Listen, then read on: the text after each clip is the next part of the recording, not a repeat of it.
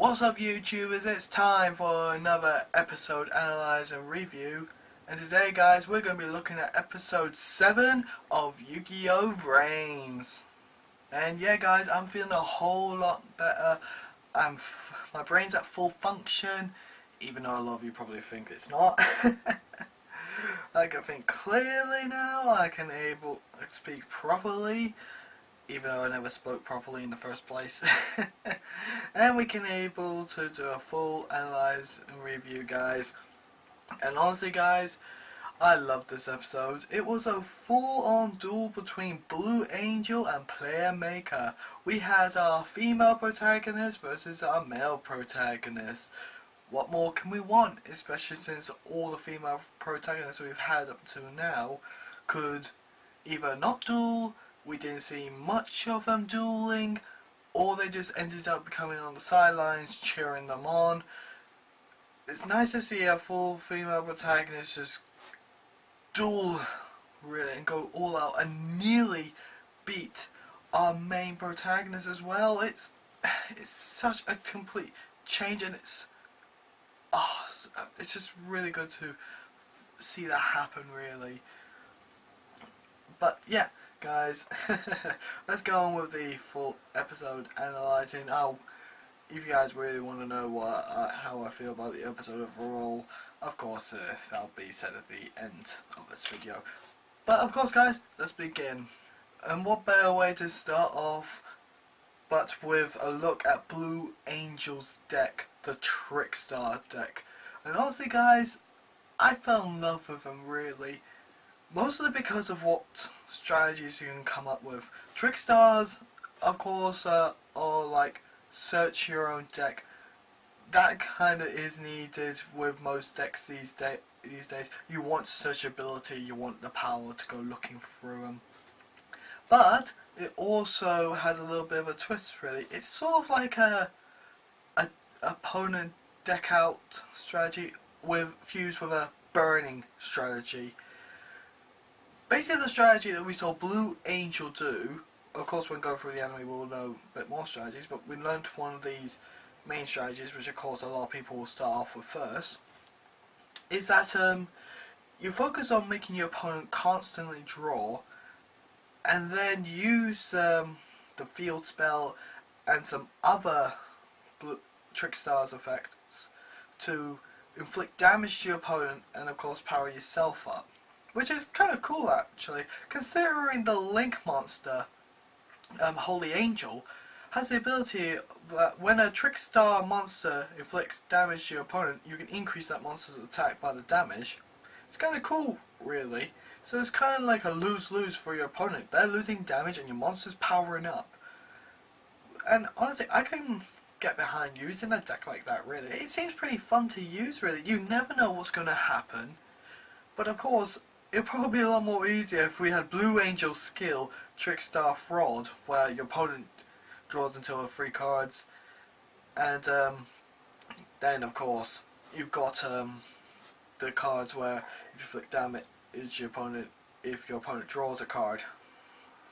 Which yeah.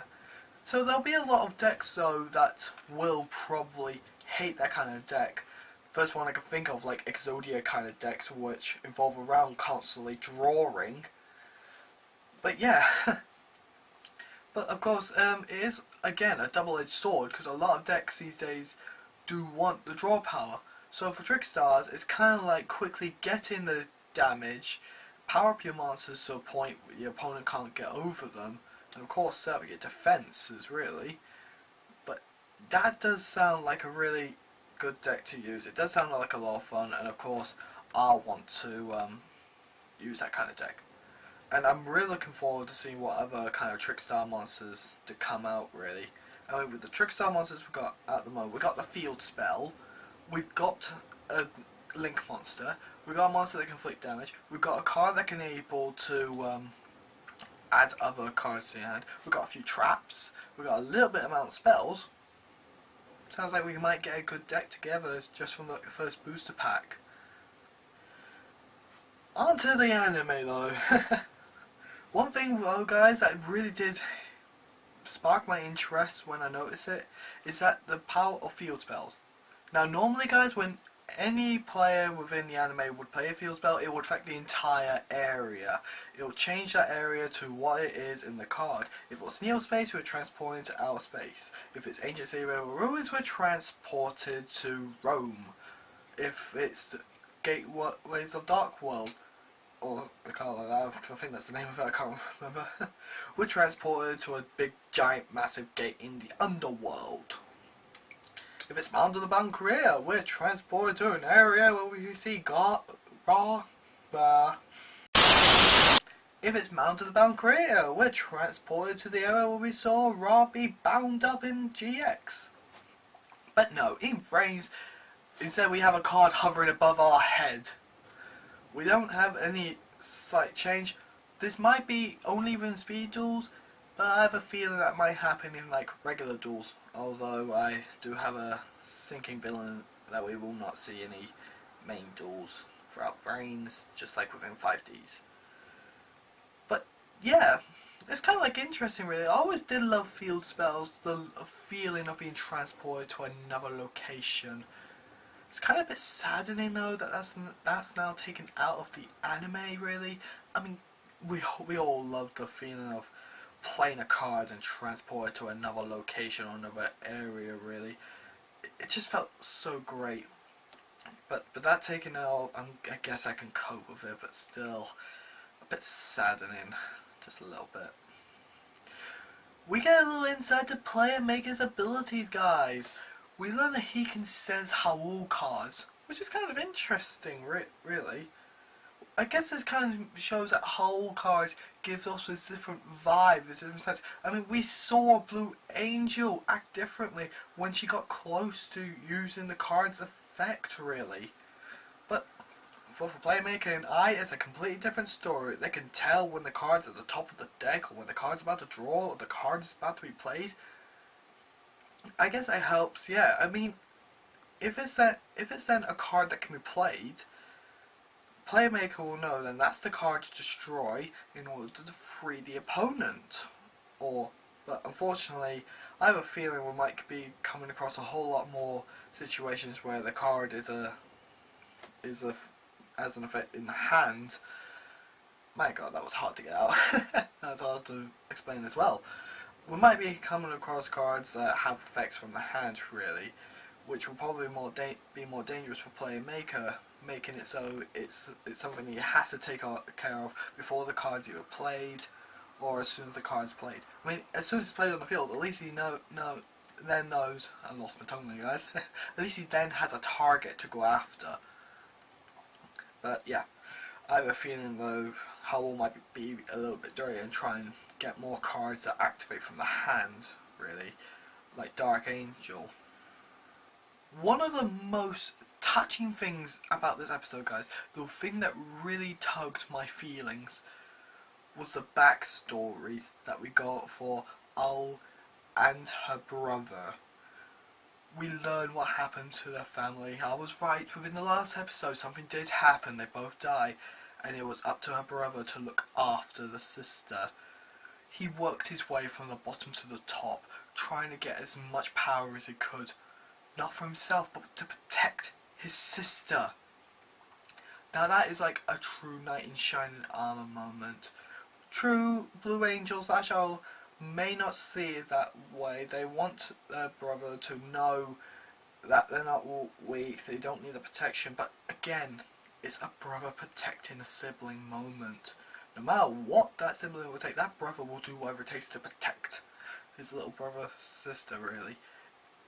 I'm pretty sure every big brother or big sister out there who's got a little brother or sister that they need to protect will probably understand that feeling. I've got a few friends who are like that and they understand it. You guys know I have a little brother and you lot can understand that. I mean, I protect him. I try to. Even though he kicks my butt now and again. But I'm pretty sure it's something we can all relate to, really. Even though I'm pretty sure a lot of little brothers and sisters out there be going, I wish my big brother and sister would do that. Who knows, guys? Maybe they actually do. You just haven't realised it yet.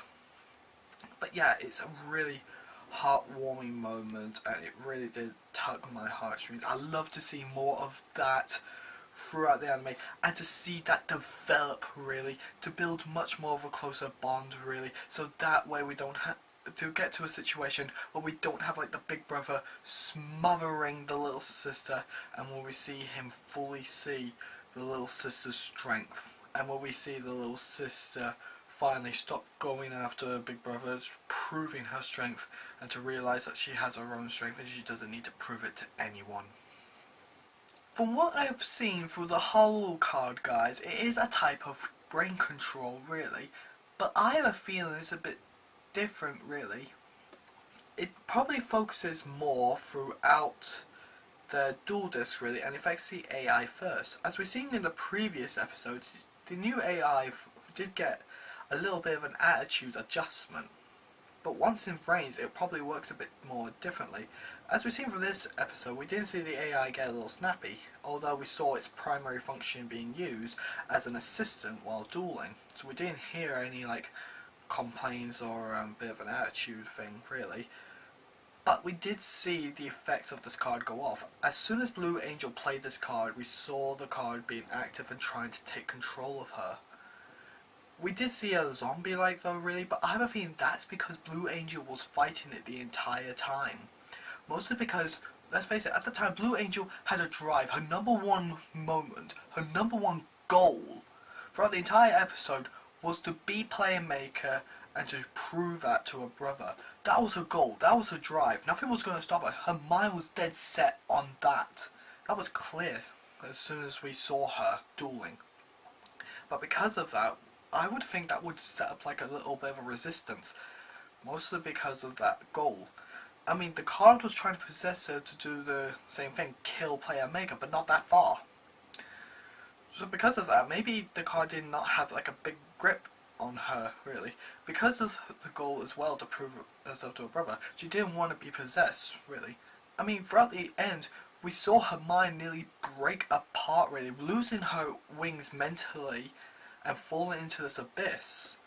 I mean, if playermaker did not beat Blue Angel at that moment before she dove in, I have a feeling she would have turned out a whole lot worse. It's true in the next episode, we do see her in hospital, but again, that could have been a whole lot worse.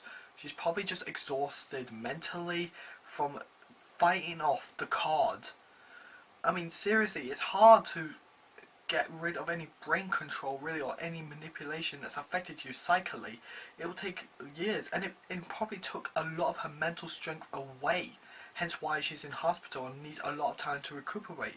It's not that easy recovering from something that's so mentally exhausting. It could be damaging to her psyche, and for all we know, guys, she might be out of commission for a few episodes, or something, or at some point after the next duel we see her wake up slowly. But no, judging from it, I might have to say she's going to be away for about 4 episodes, up to 4 episodes, or maybe a little bit longer. Who knows?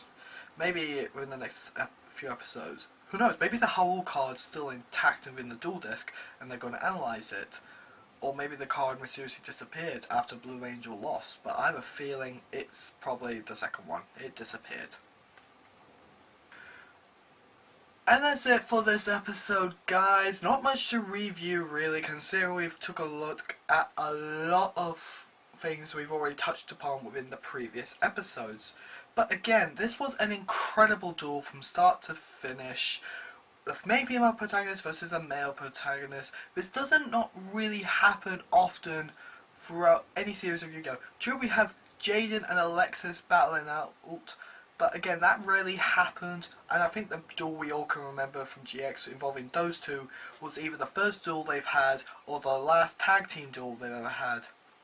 Then again, we also had Yusei and Akiza, but they weren't friends at the time, they were arch rivals. And ever since that duel, they didn't have another duel off with. Well, they did only duel twice, but again, they were both times Yusei trying to save Akiza, or Aki. In Zexal, that didn't really happen again. Not really. Well, there was that one duel with both Kat and oh, I forgot the name. You know, protecting his name. Why do I forget names? Let's see, it's on the tip of my tongue.